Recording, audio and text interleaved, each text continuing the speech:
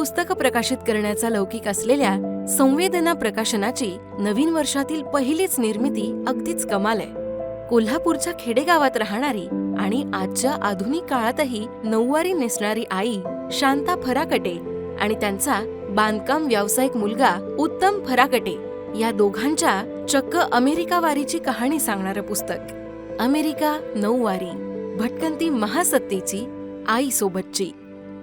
आईचं अमेरिकेबद्दलचं कुतूहल पूर्ण करण्यासाठी उत्तम यांनी फक्त आईसोबत अमेरिकेची ट्रिप प्लॅन केली आणि मग व्हिसा मिळवण्याच्या शर्थीच्या प्रयत्नांपासून अमेरिका फिरण्यापर्यंतचे तऱ्हेतऱ्हेचे मजेदार किस्से घडत गेले.